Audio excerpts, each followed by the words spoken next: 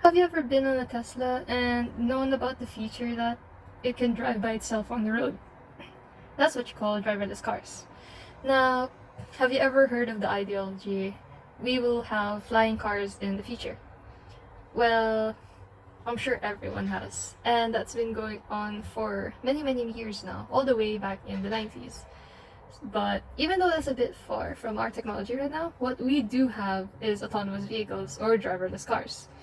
And I'm sure most of you already know that some of these cars are already existing and is on the road providing services. But did you ever wonder why it isn't as mainstream as you'd expect?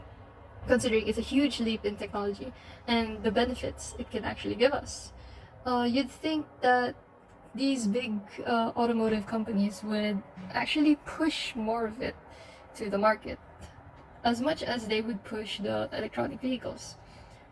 Now, in this presentation, I'll explain to you what autonomous vehicles are, how it works, why the idea of having it was ever made to begin with, what does the public think of it, and most importantly, why it isn't as mainstream as we'd expect. So here we have 7 sections, which is autonomous vehicles, Internet of Things, the industry, key players or the companies that lead the AV race, or the hype and benefits of having AV, and then the societal opinion on it and their resistance, and then last but not the least, we have the moral dilemma, the main reason why these aren't as common as we thought. Now let's get into it. First of all, autonomous vehicles. What exactly are they? Well, AVs, or autonomous vehicles, often called self-driving or driverless cars, they don't really need a human driver on the front seat controlling the steering wheel, controlling the gas, the brakes, and everything. It uses combinations of the car's own eyes and ears, the sensors, the lidars, the cameras, GPS, and its own software, its own brain to perceive its surroundings and make its own decisions on where the car should go.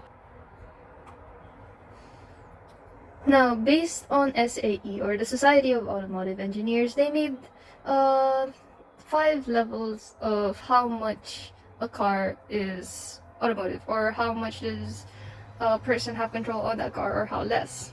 The higher the level is, the less input the human needs to put for the car to drive by itself. SAE is basically the group that creates the standards for the cars on the road. Now, on level 0, we have no driving automation. No automation, the person controls everything from the transmission, the steering, the gas, everything. It's basically just your average manual car. On level 1, we have slight driver assistance, which includes lane assist, cruise control, the basic assist that's built into the car that's basically just quality of life additions to make the driver's driving easier and less hectic. And then level 2, we have partial driving automation. Now this includes autopilot. It works similarly to how autopilot works on airplanes. You basically have to set some things and then it drives for you. And it could also be like for Geely, for example. You just need to press a button and then it parks the car by itself for you. Or for Tesla, it can drive to places that you input by itself. But the person must always be constantly monitoring the environment, because this level of AV still isn't capable of fully driving by itself without a bit of assistance. Now on level 3, we have conditional driving automation. Conditional automation, the car drives and the person must be ready to intervene. Like maybe there would be situations where the car just suddenly sends a warning that please take over the wheel, something like that, or something it's in a situation where it just can't actually have its AV capabilities on. Well, the person sitting at the front will have to intervene somehow. Then on level 4, we have high driving automation. Now on level 4, this is basically considered the person doesn't really need to do much intervening here. It's a kind of AV that works fully automotive without the input of the driver, but only in a specific area. Let's say Waymo from Google. It's fully automotive, but only in San Francisco, because that's where the smart infrastructure is. That's where it can connect to the internet and it knows where it has to go. It knows its area, the location, the roads there, because it's been basically inputted to the car itself. Now, that's why it says no human needed in defined areas. Now, on level 5, we have the highest level of automation, which is basically what an AV is. Full driving automation, no human needed at all in any condition. There hasn't really been a car that reached this level yet, but there was actually a plan for it. And we'll soon find out what happened to that plan. Now, next we have the history. Now, you will be surprised on the date that you'll first see AV came out, or at least the idea of it. It wouldn't be straight off the bat level 5 AV, but the year is still super way back. Most would assume AV, the thought of AV would only have, or at least an AV car itself, it would only show up around early 2000s or late 2000s, but it also goes back longer than you think. And that date is 1925. How do you know radio control demonstrates a radio control driverless car in New York City? Now this car is that photo right there, the black and white photo. It's basically a remote controlled car that was driven around New York City. It was a big feat in technological advancements, but if you've noticed, the jump from 1925 to 1995 is pretty big, and that's because of one reason. One being, it isn't really practical at that time. The hype wasn't as high. Like, the idea was there, but the capabilities of making that idea come to fruition just wasn't possible yet. Because that car, not soon after, actually crashed, which really lowered the people's expectations on making a driverless car. Now, in 1995, Carnegie Mellon's No Hands Across America completes 98% of a coast-to-coast trip autonomously. Now this is a more modern take. They had the car, they placed the camera on it. On that camera, the car can see where it should turn, where it should go, the roads, the road signs and everything. But the people in the car, the driver, he still had to control the gas and the brakes himself manually. But from the camera itself, they were able to reach all the way across America, as you can see in the small photo over there. Now, in 2004 and 2007, DARPA Grand and Urban Challenges transformed academic research. Academic research being just the idea of it in academics, like topics you'd see in essays and everything. And they actually made it into mainstream engineering ambition. Now, this is where the hype really picks up, because they finally pushed the AV into the limelight. And now that we have the technology for it, why not start actually taking it seriously?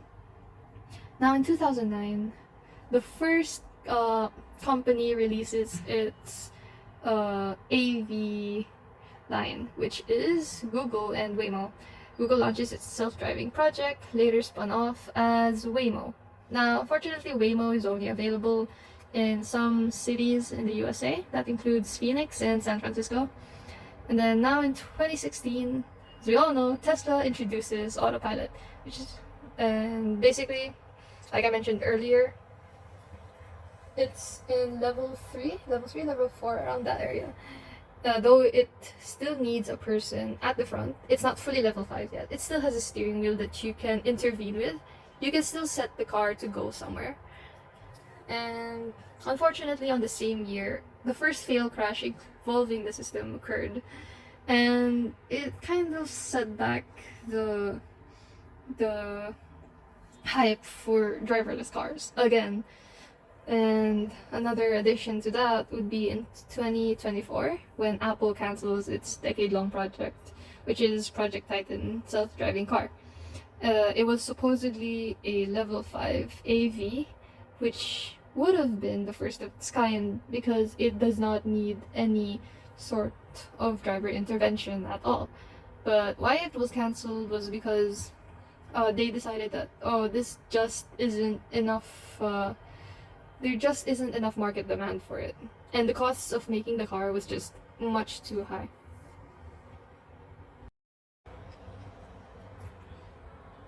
Now, after that, we have history leading to hype.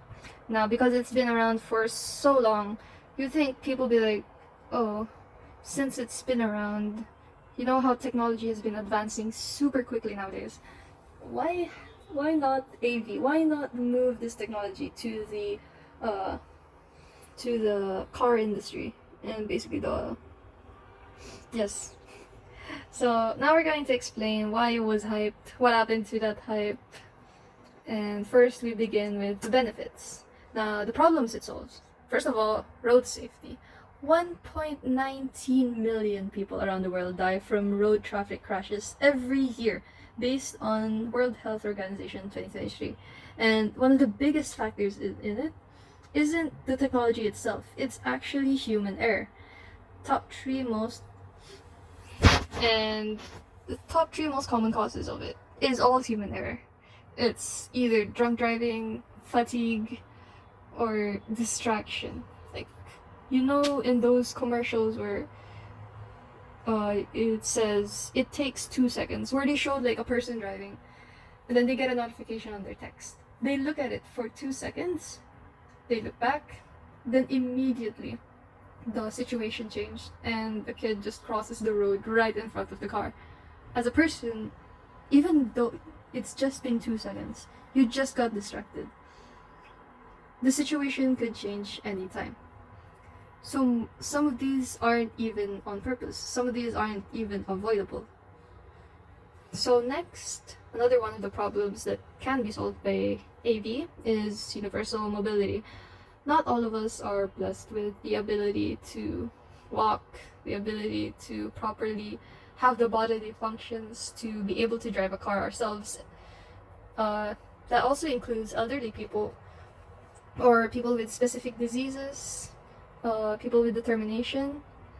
Having an AV, having a car that can basically drive itself, can give these people the same amount of benefits, the same amount of freedom and independence in driving a car. They can get the benefits of being able to be taken from point A, point B without having to ask, hey, can you please drive me here? Or without having to try and pull themselves up to get to public transport and everything.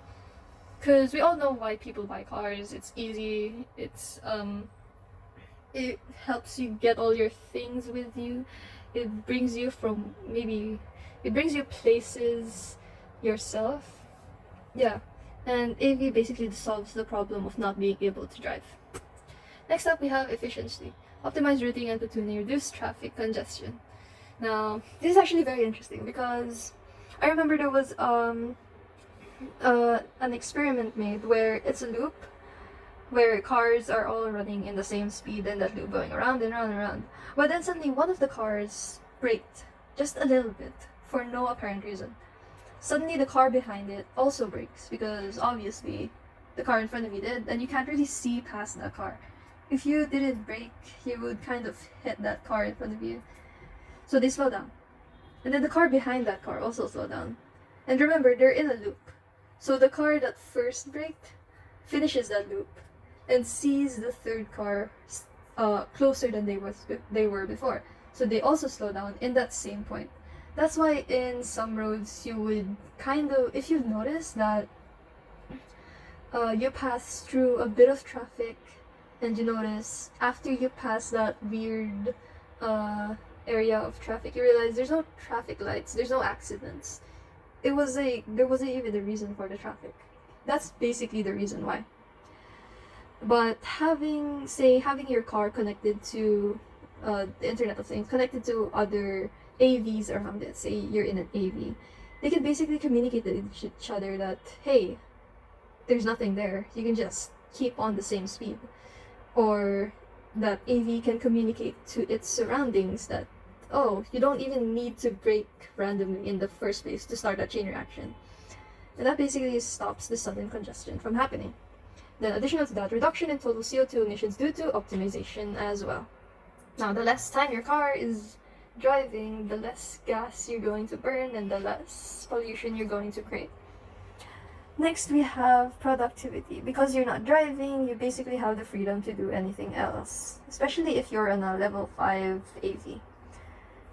Now here we have the Gartner hype cycle, which is basically a diagram that shows expectations, reality, how it moves from there, and how it'll be from in the future. Well, just as a simplified explanation. So here we have the chart that I created in Miro. First, we have the technology trigger, which is when the idea was born. The first one being the remote controlled car from New York that I mentioned. And then the peak of expectations being around 2015, 2018. Where the major push that AVs will be everywhere by 2020. And then once the companies actually started on trying to make that mainstream, they're hit with reality, or the true of delusionment when reality hits. That's our present time. Now, the slope of enlightenment is the near future, which is the slow, steady progress of whether or not these manufacturers, these corps, actually continue with trying to improve the technology. Then the plateau of productivity being the future, and a bit of market prediction on what's going to happen to AV. Hopefully, if all things work out. Now, first we have technology trigger. Early experiments, like I mentioned, radio-controlled cars, etc., Waymo, nobody took it seriously yet. Next, we have peak of inflated expectations. Elon Musk was the guy that made the promise of full self-driving next year. And then Intel buys Mobileye for 15.2 billion. So basically, they were investing in the automotive vehicle market, because of course they thought it would be the next big thing. Every major car company announces AV programs, and media declares that the driverless car future is imminent. Basically, everyone had high hopes for this. And next we have trove of delusionment, the crashes, the setbacks, the public trust dropping, if you can't really trust one AV, if they're all the same, if these things can still happen, you might as well have control over your own vehicle, right? You can't. It isn't really easy to trust someone else, let alone AI, to drive your car. So companies scale back their promises, their hype dies down, and this is basically the present time. We're at the low stock rates. And then the near future is the slope of enlightenment, which hasn't happened yet, but is slowly happening right now. Waymo quietly operates paid robotaxis in, like I mentioned, Phoenix, San Francisco. And regulation catches up, which is laws set for AV, and then technology improves in controlled urban environments. And in the near future, hopefully, AVs become standard in cities. Liability laws is settled. There's specific environments built around these AVs. And then the question of it is replaced by when.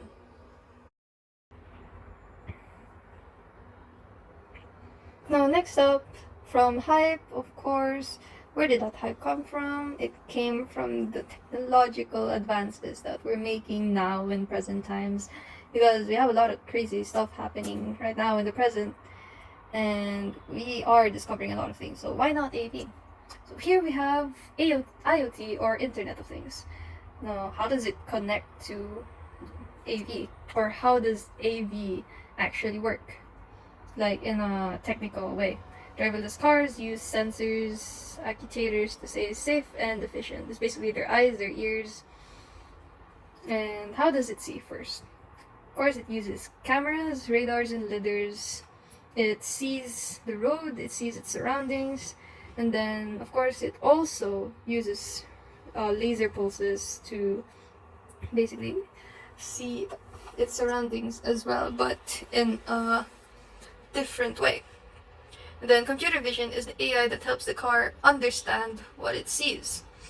Now, speaking of understanding, we have different ways of how it basically goes with that. We have sensor fusion. It's the process of mixing data from cameras, the radars, the lidars, everything, to build a full picture of the car's surroundings, for the car to basically be able to visualize where it's at, what it's looking at. Now, there's two kinds of these sensor fusions. It's early fusion and late fusion. Those basically render that information in two different ways, which basically makes like a redundancy that double checks its own information, or it's basically a fail-safe. If one of those fusions fails, you have another one ready right off the bat. Because if your self-driving car loses its eyes, you would be in a very bad spot. So having a plan A, plan B is a really good thing for AV. Because that's basically where it sits on. That's basically the core of it. And then, of course, you have computer vision. By using smart algorithms, the car can recognize patterns to identify lane lines, signals, traffic. Basically, just how it processes the camera itself, the patterns, the colors, etc. Then localization, of course, is usually just the GPS, so the car knows where it is in the map. Now to IoT specifically. What is it? It refers to the physical devices connected to the internet. It basically allows them to communicate with each other, send data to each other. And AVs are actually one of the most complex IoT devices ever built. Now, why is that? Well, I'll explain it to you in a little. One thing I want to talk about is V2X and smart infrastructure. Now, smart infrastructure, I've mentioned it before. It's basically the area built around for the AV to work properly. It's basically built around it. Recently, V2X, or Vehicle to Everything, and IoT have improved autonomous driving. By connecting cars with road cameras and sensors, vehicles can now share data with infrastructures and its surroundings, removing its sole reliance to its own cameras, its own sensors. So basically, you can remove that, lower the costs, and or make another failsafe, because sometimes those radars don't work in specific weather conditions, or it's just not reliable. So having the surroundings itself, having the car connected to its surroundings itself, is a really, really good thing to have. It's a really advanced thing to have. It makes your car safer, which is a really important thing, considering how I mentioned before that the people's trust can really drop once that safety factor is gone. So having multiple fail-safes is a huge thing for AV. Now the benefits, of course, as I mentioned, improved safety, greater efficiency. It basically helps, like I mentioned before, it helps the car see the surroundings. It avoids that sudden braking and that sudden congestion, and just makes the experience of going from point A, point B much smoother. And then faster rollout.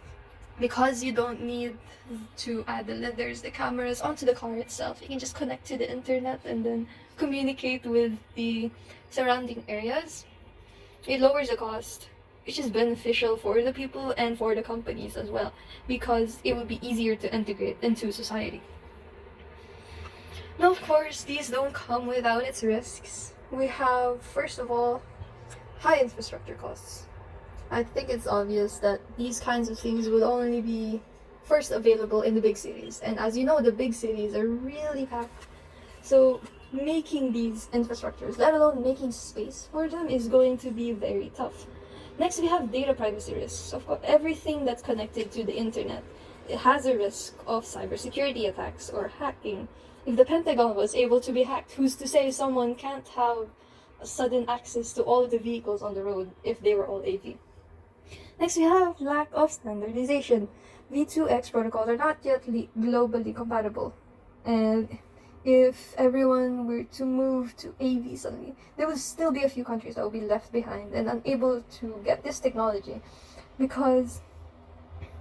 and it will be difficult for systems to work across different regions. Now, here it is, the comparison on why AV is one of the most complex IoT devices ever. Now here we have a table with the first column being the different devices, one being smart thermostat, the one that takes your temperature when you're sick. Not really that, it's not that. The thermostat is the thing that gets your air conditioning temperature. And then next we have a drone, which is the small flying thing that's either used for cameras or carrying your Amazon packages. Then next we have, of course, driverless cars. And then the sensors here is the sensors they use. So smart thermostat, it takes the temperature sensors. The drone, it has the camera, the GPS to see where it is. The driverless car, of course, it has the more complicated things, the lidar, the radar, the camera, the GPS. And then the real-time decisions, of course, the stakes of how important the decisions it makes is. So let's say your smart thermostat, and it accidentally, like, maybe there's an error in the system, and it suddenly decides, oh, it's probably 5 degrees in your house right now. And then it turns up the temperature super high. You wouldn't really die from the air conditioning. You would just feel mildly discomforted, like, why is it so hot, or why is it so cold? And all you have to do is just turn off the AC or lower it. It doesn't really make that much of a difference. For drone, however, the worst thing that can happen is just the drone smashing into your window. I think that would really suck. Or you losing your package. That's really it. But it's still property damage, so it's medium stakes. For driverless cars, however, driving itself is already a huge responsibility. You're not only responsible for yourself, for your passengers, but also for the people around you. Basically, you're not even safe just walking. I'm not sure if I mentioned this in the presentation from the slides already passed, but a lot of accidents happen, a lot of deaths happen because of road accidents. And a lot of that is because of human error. But say that human error was somewhat programmed into that driverless car. Because of course, there's no technology that's perfect. Either you get hacked, or either someone messes up in coding, or it's just unfortunate situations. Of course, you're left with a loss of life. So that's why driverless cars are really complicated, because driving itself is already a really dangerous thing to do. It requires a lot of skill, a lot of precision.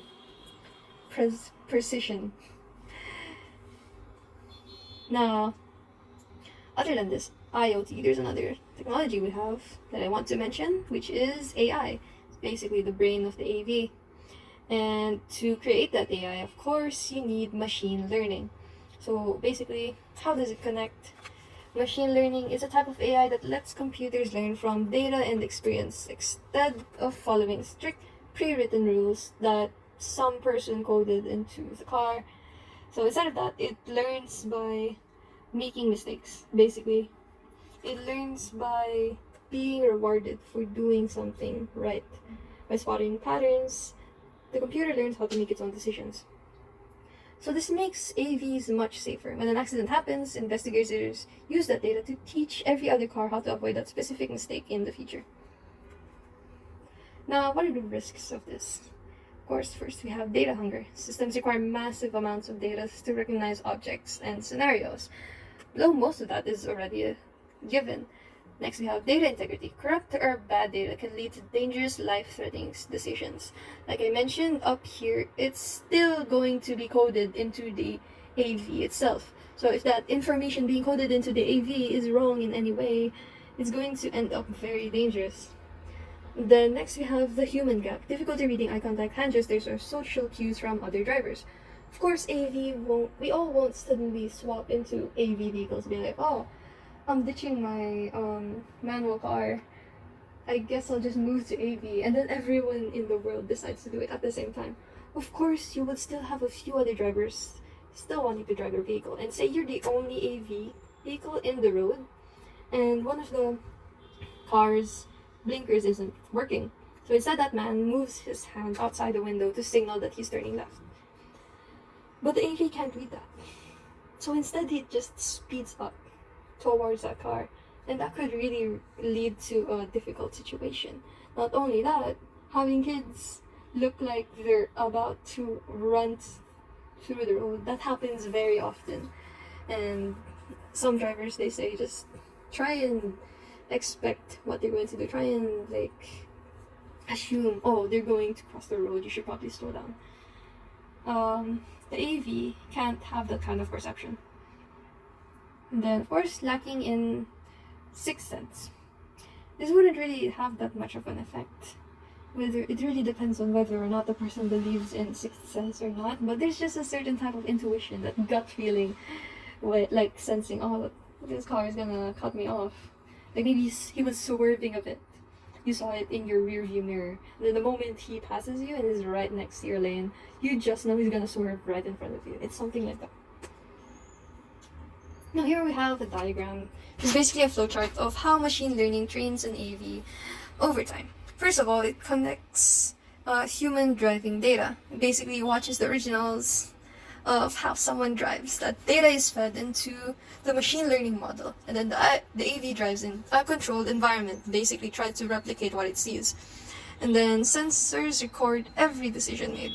Was there an error detected? Yes or no? If there was an error, the model is penalized. If there was no error, the model is rewarded. And then based on that, the model updates and improves. And then the AV is tested again in the real world, and then new data is collected, and then that cycle repeats continuously again and again and again until you could practically say it's safe for public use. Learning from mistakes. Machine learning allows an AV to improve through experiences rather than manual reprogramming. The model is trained on the real driving data, rewarded for correct decisions, and penalized for errors, repeating the cycle continuously. However, the model is only as good as the data it learns from. If the data contains human error, the machine inherits it too. Now, this is really different from just coding the rights and the wrongs into the AV itself. First of all, it does remove the issue of bias. Bias being whether or not something is right, something is wrong. Because the car will have to learn that itself. But to learn it, they'll have to make mistakes. And from those mistakes could be quite dangerous sometimes, or life-threatening. It's a bit risky to try and allow it to make those mistakes. That's why it starts in controlled environments. But some would argue that in those controlled environments, you can't really experience everything. It's like letting a child go out into the world to do whatever and let them learn from the wrongness of their decisions. Now, from Internet of Things, another thing connected to it would be, of course, tech is built by companies. We have the industry key players, the one leading the race into the AV industry. The key players in the AV industry. The first one being, of course, the more leading companies that's invested in the autonomous vehicles race. Now, first we have one of the more well-known ones, which is Tesla, founded in 2003 by Elon Musk. Currently, in 2025, it has an annual revenue of 94.8 billion. You can't really expect less from the richest man in the world. And its global workforce consists of 134,700 employees. Now, Tesla leads in the AV tech by using a vision-only approach, relying only on cameras and AI instead of expensive sensors like LiDAR. Although it still requires a human driver supervision, like I mentioned before, this uses the Tesla autopilot. It's not a fully automotive vehicle. Its custom AI chips and massive data collection remains its biggest competitive advantages. Not only that, the lots of quality of life additions it does provide. Next, we have NVIDIA. For the gamers, I'm sure this would be very familiar. But aside from that, it was founded in 1993 by CEO Jensen. And its current CEO is Jensen Huang, its CTO is Michael Kagan, and its annual revenue being 215.9 billion. The global workforce being 36,000 employees. NVIDIA isn't necessarily making their own autonomous vehicles. They're more of the one that provides these autonomous vehicle companies with the technology that they need. NVIDIA provides the brain for autonomous vehicles through its drive platform, which uses high-performance chips like Orin and Thor to power everything from basic driver assistance to full self-driving. I'm very sorry about my voice. My partner with major brands like Mercedes-Benz, Toyota, and Hyundai, NVIDIA has created an industry-standard ecosystem. Alright, now next we have Alphabet, or now known as Waymo. Founded in 2016, spun out from a Google project. Its CEOs are Tekadra Mawakawa and Dmitry Dolgov. And its revenue is currently 402.8 billion. Global workforce being 190,800 employees. Waymo is Alphabet's autonomous vehicle division. It is the leader in commercial robotaxis, currently completing over 400,000 paid rides per week. This is only in the US alone, in those cities that I mentioned before. At the heart of their fleet is the Waymo driver, a sophisticated AI system that uses a mix of high-resolution cameras, radar, and lidar to navigate complex city streets and extreme winter weather. Now, like I mentioned in the Tesla one, unlike this is a level 2 AV vehicle, but for Waymo, it's more of level 3, level 4, where it has to be in a controlled environment. It only works in that controlled environment where it knows its surroundings. It's programmed into its system. Now, you would think, considering these big companies are really pushing into the market of trying to develop AV, why the lack of commitment? Or why the lack of more companies? Like, there's hundreds of car companies out there that could easily have the money, the technology to push this.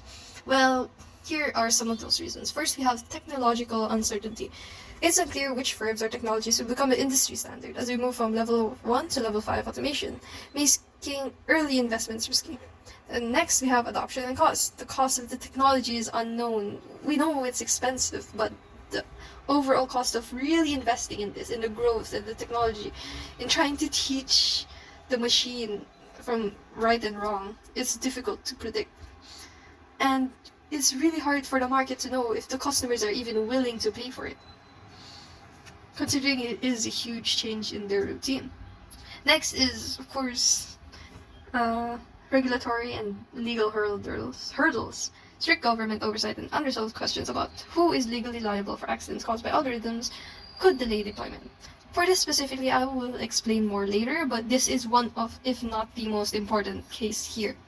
Next, we have safety and public trust. High-profile, fatal crashes can quickly turn public and political opinion against the industry. As we've noticed from the crash back in the New York remote-controlled car, it really set back the industry. And the fatal crash from Waymo, it really changed the public opinion. It really raised their fears, which is the one thing you don't want your customers to have, because when they're using something you develop, they should feel safe in the vehicle they're in. They should feel safe in the vehicle they have no control over. Of course, last one, cybersecurity. The constant threat of someone hacking into the system, to the internet, bringing breaches, remains a significant long-term concern. Now, of course, this public fear creates corporate hesitation. And this public fear is basically caused by what? Let's find out. Society and resistance. Of course, we have the people that were actually making this AV for. The society, the public, the major public. It's what companies are trying to woo so that they would invest more in their market. Driving is not purely functional. For many, it's identity, freedom, and pleasure. Of course, some really enjoy driving. That includes me. But this also greatly influences how they see self-driving vehicles. Because unlike if you're driving yourself, you're able to control where you're going, how you're acting. Or say if you're with someone you trust, of course you trust them so much, you know that person, you know they wouldn't harm you in any way, they wouldn't put you in any sort of harm. You know they'll take care of you. But for self-driving vehicles, it's a machine. You aren't really trusting the machine, you're trusting the corporation that created that machine. And trusting a major corporation that wants your money is completely up to you if you want to do that. But a whopping 61% of people from the US alone is afraid of self-driving vehicles. 26% is unsure, and only 13% trust self-driving vehicles. And that's actually getting a bit higher per year, but what's also getting higher is how much people are genuinely afraid of getting into a self-driving vehicle. While 60% of Americans fear riding in self-driving cars and only 13% prioritize their development, a significant market of 95 million people remains. So not all hope is lost. This interest is bolstered by a sharp decline in youth licensing, with 16-year-old drivers dropping from 46% in 1983 to 25% by 2021. People just don't want licenses nowadays. So maybe in the future, they would still want the benefits of being able to be in a car, but they just don't want to drive it. Ultimately, most consumers currently value advanced safety measures over full automation. Now, aside from the general safety, the general opinion, one of the things that's really stopping people from fully accepting the AV industry is because for their passion in the art of driving itself. Now, I think most are aware that, or maybe they're unaware, but there's actually another league of F1, not necessarily Formula 1, but Formula E, where they use basically remote controlled cars. Like, it's still huge car, but the person is not in the car itself. They're still outside the car. It's just remote controlled. Sure, someone is driving that, but they're still not in the car themselves. They don't feel the thrill in being in it. Thus, the people don't really enjoy watching it that much. Motorsport, road trips, and car cultures are multi-billion-dollar industries. Like, F1 alone costs hundreds of billions of dollars. The global motorsport market is valued at $5.87 billion in 2023 and is projected to reach $10.72 billion by 2030, just by driving as a sport. Now, I got a F1 notification. Now, driving as an occupation. Professional drivers, of course, like your taxi driver, your delivery drivers, your truckers, they all rely on the art of driving as their job. Having autonomous vehicles basically gives the same problem of having robots replace you in the cafe because they can make your coffee better for some reason. But embracing AV would also make these people lose their jobs. As many as 4 million. Now, of course, we also have legal friction.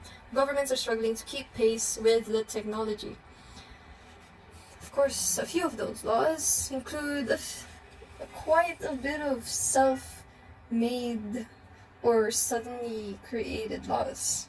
One of those examples is the UK passed Automated Vehicles Act. It's one of the first legal frameworks for AV laws. It was created in May 2024, establishing one of the most comprehensive legal frameworks for self-driving vehicles anywhere in the world. Now, polar opposite to that is the fact that the US has no federal AV law. In the absence of federal direction, US states have independently created their own autonomous vehicles regulation, resulting in a fragmented patchwork of laws that raises serious concerns about uniformity and consistency on the safety. Because, as you can tell from this alone, even the government is confused about AV. And then, in the EU, they restrict Level 4. Human oversight is still required. Now, Level 4 is the type of AV that's the car can drive in its own controlled environment in a city it's familiar with, like the Waymo vehicle. Under EU regulations, Level 4 autonomous operation without a driver is permitted, but only within pre-approval geographic areas and with mandatory human technical supervision maintained throughout.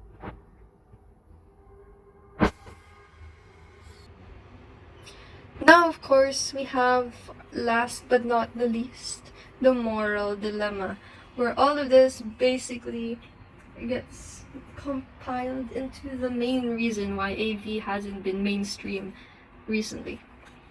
Let me show you a very interesting problem first. The trolley problem.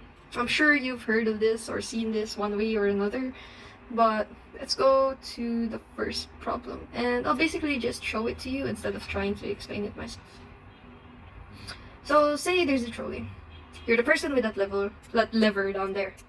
And that trolley is heading towards 5 people. If you were to pull that lever, the tracks switches. And it goes over to the left, or that top, where it kills 1 person instead. Now, if you were to decide, would you pull that lever? Some would argue it's an easy choice, and considering I answered this I saw that majority of the people would of course pick one death over the rest. But say that one death is someone you know, or say that one person above is you, or that person is the person inside the AV. You're the one buying the vehicle. Would you want your vehicle to prioritize 5 people right in front of you and smashing you into a pole instead? It's a very tough decision to make if you think about it. And who does the algorithm protect first? This is a choice that must be pre-programmed.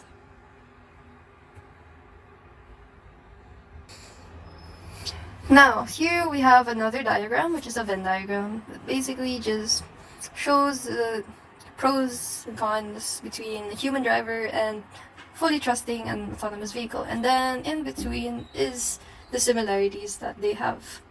So first, for the human, we have, of course, their moral judgment and the fact that they can be an empath. They can really relate to, or they can understand things that AI just can't, like emotions, etc.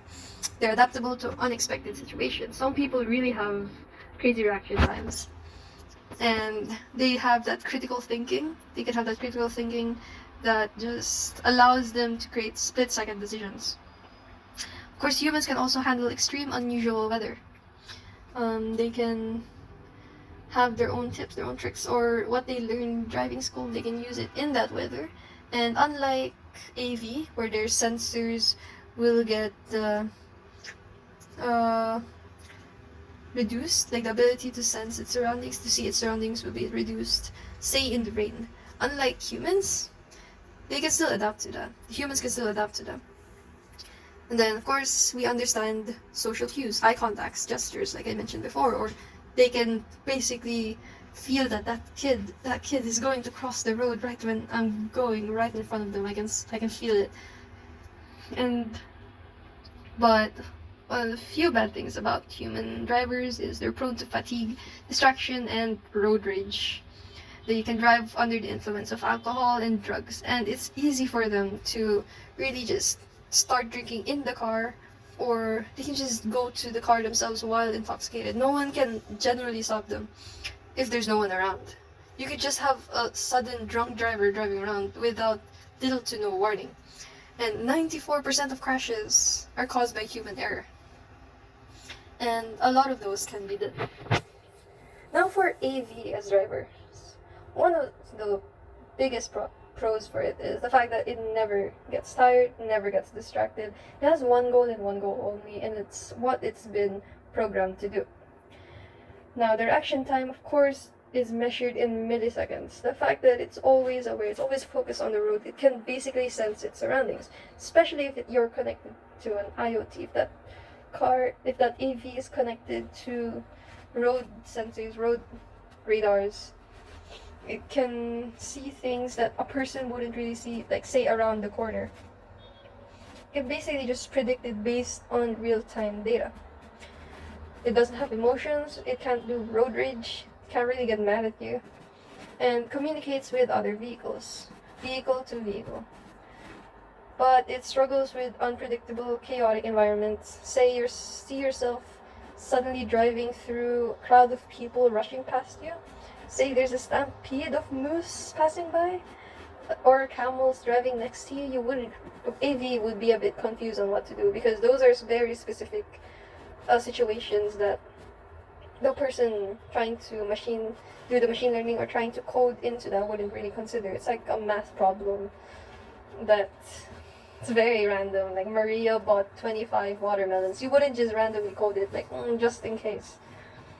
Now, it also cannot read social cues and is vulnerable to hacking and software failure. Now, what do they have in common? Well, they have their flaws in common. They can still crash, they're bound by traffic laws, they're dependent on road infrastructure, they're affected by poor weather conditions, capable of saving or costing lives, or subject to legal accountability. I mean, all you have against people is the fact that some just shouldn't be on the road, some just shouldn't really be given a license, or even without licenses, they do still drive. And that becomes a really big problem. But at the same time, humans are also capable of saving lives more than AV. And of course, they're both subject to legal accountability. At least for humans, you can legally put them in jail if they did a mistake. But for AV, you can't really put that to jail. You just code it into their system. What about the family of the victim? Would they just brush it off? Would the company just brush it off as data to improve their technology? Or would there actually be served justice? Human drivers in autonomous vehicles each carry their own strengths and fatal flaws. Humans bring empathy, adaptability, and social intuition. But they are also responsible for 94% of all road crashes through fatigue, distraction, and impaired driving. AVs eliminate those human vulnerabilities entirely, but they introduce new ones. So it's really unavoidable to have problems with each. Driving in general is just a really risky thing to do. You get on the road, you know what you could expect, you know what you could face. So it's really just pick your poison. So what now? If you grant a machine the power to navigate the world and make life-altering split-second decisions, creators of said machines must accept total reliability of the power. You want justice? Well, you're going to have to face against the whole mega corporation that programmed that car. The path forward requires clearer international regulation, manufacturers willing to accept liability instead of brushing it under the rug, public trust rebuilt through transparency, and infrastructure investment. Question is not if driverless cars go mainstream. It is who will be brave enough to take responsibility when they do. Now back to the SAE levels of automation. Of course, level 0 to level 3, the driver is liable. Level 4 to level 5 is something we are yet to reach. Liability shifts to manufacturers. This is why megacorps are cautious. Accepting level 5 means accepting that every crash is your legal and financial responsibility. We all know megacorps can be quite dodgy when it involves money. That's why it's really risky to just hand them over the trust for your life, for your loved one's life. And like Winston Churchill said, the price of greatness is responsibility. That's all, and thank you so much for listening to my presentation. I hope you learned something. Bye-bye.